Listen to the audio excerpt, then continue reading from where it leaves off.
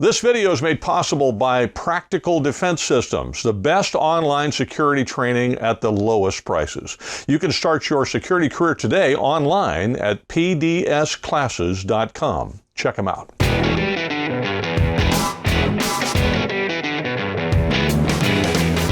Hi, I'm Joel Persinger. I'm the Gun Guy. Thank you very much for all of your support of GunGuyTV. I'm extremely grateful for everything that you do.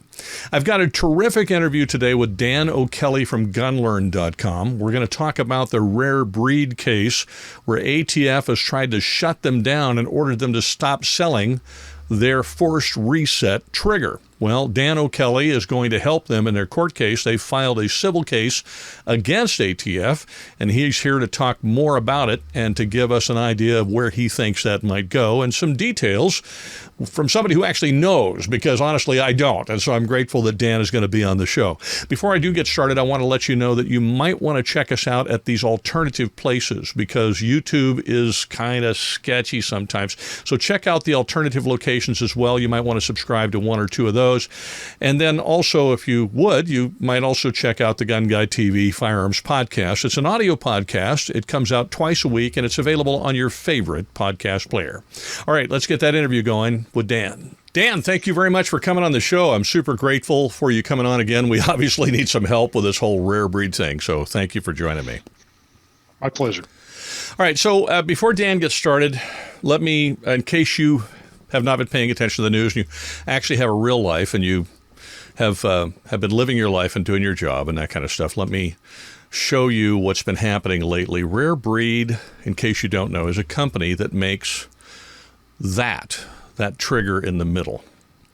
And that is something they call their FRT trigger, their forced reset trigger. And Dan may go into a little bit more explanation as to how it functions, but essentially the end result is that it allows you to take your AR and shoot really fast.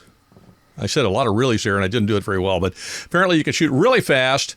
And one day somebody at ATF woke up and went, hey, they're shooting too fast.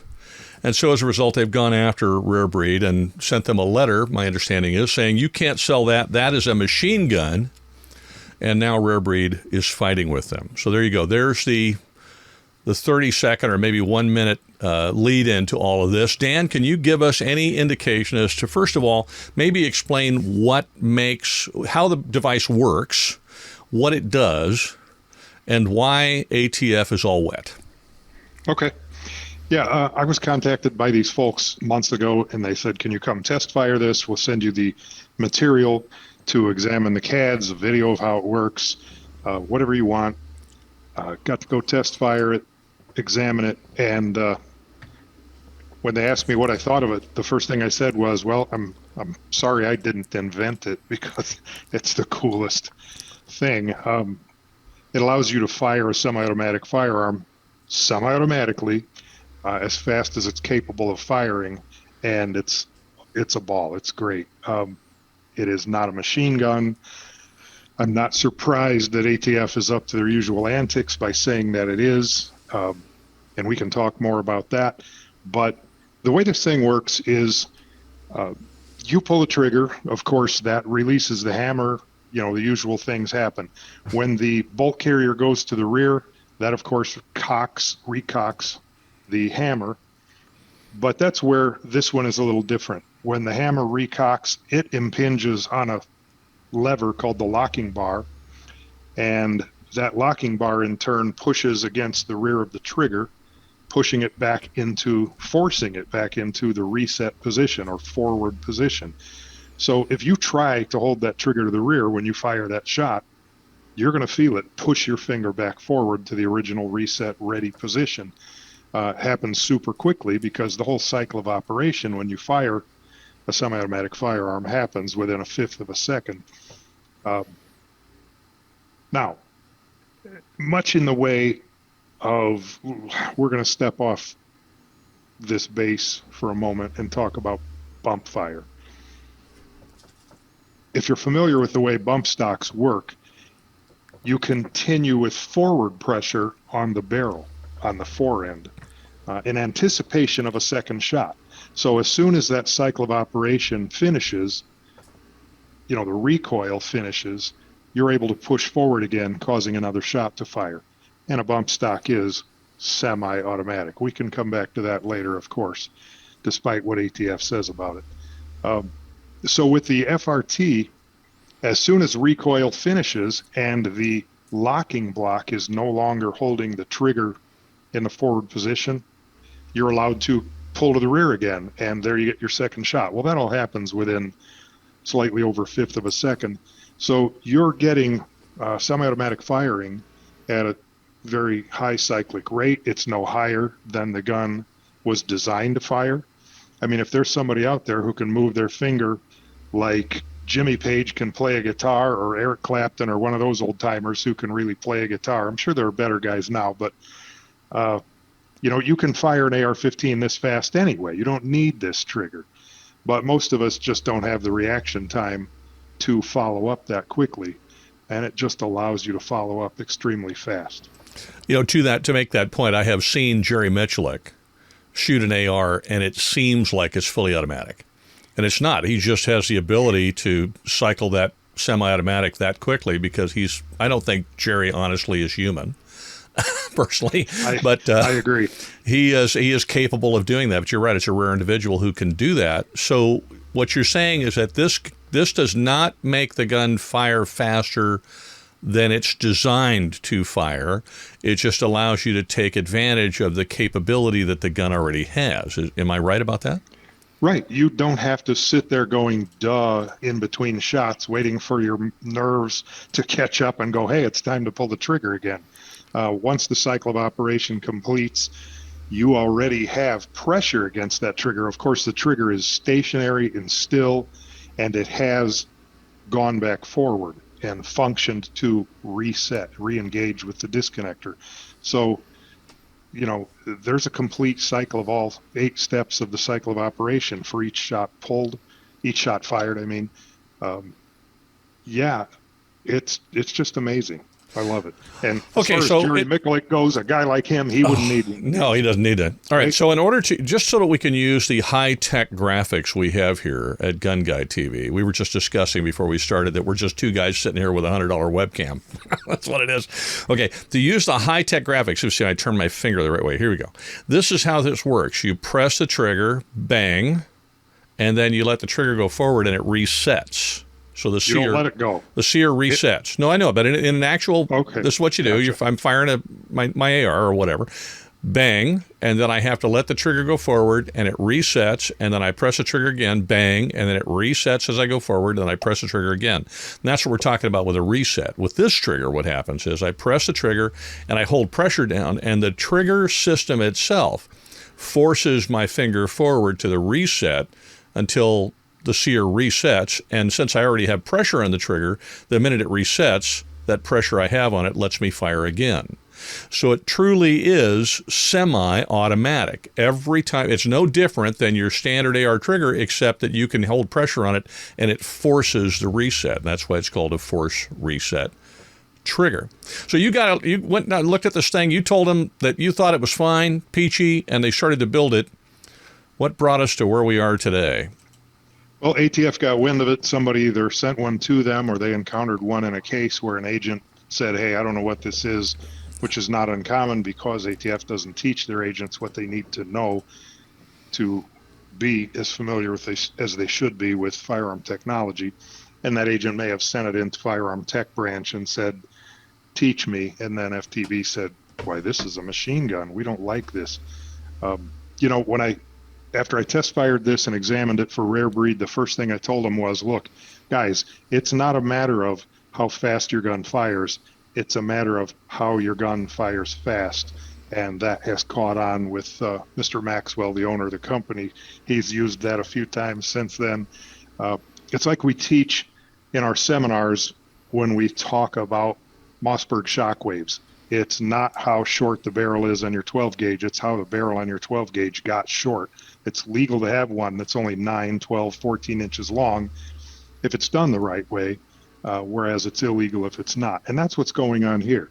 This gun fires fast legally because it's done the right way. If I can just ramble for 10 more seconds, keep in mind, guys, a machine gun, you get 2 or more shots with one function of the trigger. You pull the trigger to the rear, it releases the hammer. That's that function or movement of the trigger, and you get 2 or more shots. So it's a machine gun. With a binary, and I'm sure everybody's familiar with binary triggers by Franklin Armory. It's a great product, and I work with them also. I have nothing bad to say about them whatsoever. They're great. But when you fire a gun equipped with a binary trigger, you get 1 shot for that rearward function of the trigger. You get another shot with the forward function of the trigger. When it goes into reset, it also fires and releases that hammer again. So that's 1 shot per trigger function. And ATF's fine with the binary trigger. But with the FRT, you get 1 shot for every 2 functions of the trigger. It's 2 steps away from being a machine gun. You have to function that trigger to the rear and function it back forward, or it assists you with that or does it itself. But the fact is, there are 2 functions of the trigger for every shot this thing fires, and in no way does it satisfy the definition of a machine gun. Now, with a machine gun, you've got an auto sear. You just hold the trigger back and it just goes, and there's no reset because it just goes until you run out of ammunition or you let go of the trigger. Right. Right. As a matter of fact, the FRT is even. I mean, a conventional semi-automatic AR-15, for instance, it can malfunction due to a stack-up of tolerances or having been worn, or somebody may have modified it before you got it, because you sure wouldn't do that. It can malfunction and go full automatic. An AR-15 with an FRT in it cannot even malfunction and go full auto because of the locking block holding the trigger in the forward position after it fires that first shot and each shot. So it's even more safe in operation than a conventional semi-automatic AR is. You know, as testimony to that, my dad was a police officer, as a deputy sheriff for a long time, and he had a Colt 45, a Colt Combat Commander in 45, very similar to the one that I have. Took it to a guy to do a trigger job on it, and the guy was a little too aggressive, and then Dad took it to the range, and it launched 2 rounds. Boom, boom. Just like that. He pressed the trigger and it went twice. And he thought, okay, I got to take this back. So, yeah, it is possible for any semi-automatic. I suspect, I'm not a gunsmith, but if they malfunction or if they're worked on and a little too aggressively for a trigger job or something like that, they can fire more than 1 shot with a single pull of the trigger. But you're telling me that this one will not do that. Can you explain again why? Well, it not only won't, it can't. It won't because it can't. Because, again, as soon as the hammer goes into the cocked position, and you're at that point only halfway through the cycle of operation, that being those 8 steps that have to occur between each 2 fired shots. When the hammer goes into the cocked position, it's forcing that locking bar forward, and the other end of it is forcing your trigger forward, and it stays wedged between the hammer and the rear of the trigger until the bolt carrier goes back into battery during the locking step. So it's not until the cycle of operation is complete that locking bar pivots back out of the way and even allows you to pull the trigger. If you were fast enough to try to hold that trigger back, you'd have to break a solid steel bar that is about a 1/8 inch square piece of bar stock, and you'd have to break it long ways, not the easy way. So it's not going to happen. I've had the occasion to meet Jerry a couple of times at SHOT Show. He wouldn't know me from Adam, by the way. I just met him briefly. I don't think he's strong enough to do that. So even Jerry Mitchlick can't do that. It strikes me that ATF's only issue with this is that it shoots fast.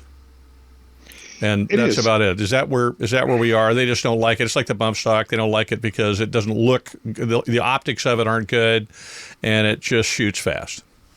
Exactly that. I mean, up until half an hour before we went on the air, I was working on my rebuttal statement for Rare Breed in the civil suit that they have against ATF. And I was writing that, there are so many citations in this report that ATF's Firearm Technology Branch wrote where they give their reasons for why they consider this a machine gun. And it's like, okay, paragraph 3, here's a problem. Paragraph 4, here's a problem. Paragraph 5. Everything they're saying is trying to take advantage of playing with words. They play with a word automatically at one point and say, because this resets the trigger automatically, that violates the definition. No, it doesn't. I said in my statement, automatically refers to shoots. Automatically is an adverb that refers to the verb of shoots in the definition. It doesn't refer to anything else. And all the adjectives and adverbs, to be technical, in that definition, like shoots, more than one shot, without manual reloading, it all relates to the final phrase, which is with a single function of the trigger.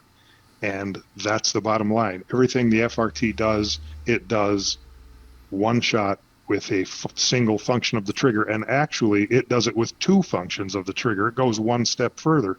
It takes two steps, two functions of the trigger, the firing or releasing of the hammer step, and then the re-engaging of the trigger step or function when the trigger goes back forward in order to fire each shot. So not even close to being a Well, the absurdity of this strikes me. I mean, if you want to really first of all, the NFA needs to go away. You and I both agree with that for many reasons. Right. And so I know that people are going to type that in the comments.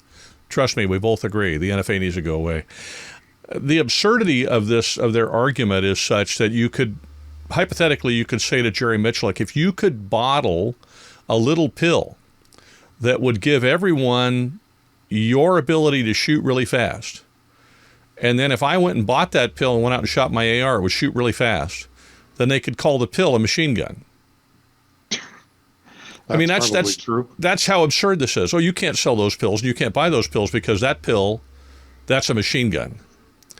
They've essentially said a trigger, a fire control part, a semi-automatic trigger is a machine gun. And you mentioned Rare Breed is taking them to court. Where do you think this is going to go? I think Rare Breed's going to win because, I'm not the only one they've hired. They've hired 3 other retired former high-ranking, and when I say high-ranking, I don't mean rank as pay grade. I'm talking about people who know guns, because as sad as it is, at any given time, there aren't a dozen people in the entire agency of ATF who can talk guns the way we're talking right now.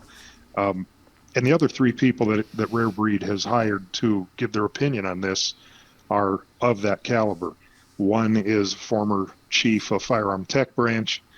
One is the former head of ATF's Firearm Nexus, Interstate Nexus training program. And another one is a supervisory field agent who is also an attorney. As a matter of fact, he's the attorney. He's an attorney, but he's the case agent that when I was on the job and I did the undercover on the Ephraim Diveroli case that they made the War Dogs movie about, if anybody has seen that. Well, this attorney, retired agent, was the case agent. I did the undercover. He did the paperwork. He called the shots on that case, and we worked together. I know him well. I know all 3 of these guys well, and they know their stuff. And all 3 of them, as well as I, have given the opinion that's absolutely not a machine gun. So I can't see how ATF expects to prevail on this. You and I have talked about this many times. It seems like in the courts have always deferred to whatever ATF said because they're supposedly the experts. But now they've had so many instances, the AR lower and so on, and perhaps this one and the bump stock, where they've been smacked into the ground. Are they losing credibility with the court at this point? They have with some courts. They certainly did with Judge Carr's court in Toledo. They did with Judge Selna's court in Orange County, California, those both being federal courts, and maybe with a couple others that I didn't actually appear in, but I submitted statements, and I'm not sure what the judge's reaction was, although the judge and or the federal prosecutor dropped the cases. So, yeah, I would think so. And I've seen other experts that are working in this field seem to get a little more bold since that's happened, in saying, hey, it's okay to take this fight and to show things for what they are. The uphill battle that Rare Breed has is that the U.S. attorney that's prosecuting this does not want Rare Breed and his experts to be able to bring the merits of the case before the judge. They want the judge to decide on this without hearing the merits of the case, as Mr. Maxwell put it. In other words, the facts of the case. So they're even operating in a one-sided methodology.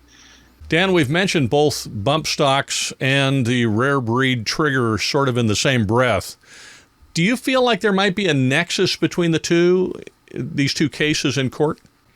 Yes, as a matter of fact, when Rare Breed prevails on this and proves that no, these things are not machine guns, I believe it's going to lay the foundation to take another run at bump stocks and be able to show the federal courts that, hey, these things are semi-automatic. They fire one shot for each two functions of the trigger, rearward and forward, and we may be able to take that fight back to the courts and win it. Well, Dan, thank you very much for coming on the show. Have a great week, and we'll have you back on as soon as we have a little bit more information on this, or when ATF pulls some other stupid half-dead rabbit out of their hat, one way or the other. And in the meantime, brother, thank you so much. I do appreciate you spending the time. Thanks, Joe. Thank you very much for listening all the way through. I'm super grateful, and you are really a Second Amendment supporter, so I'm grateful for everything that you do. If you have not already joined GunGuyTV crew, I urge you to do that as a way for you to support GunGuyTV and to get access to the, well, I guess you would call it exclusive content that I publish only for the GunGuyTV crew. I publish things on GunGuyTV quite frequently, but frankly, I publish things pretty much every day on GunGuyTV crew. So if you'd like to have access to that stuff, you can sign up for the crew. There is a link in the description, or you can just go to GunGuyTVcrew.com. Thank you again for watching. Have a wonderful week, and wherever you go, whatever you do, be safe.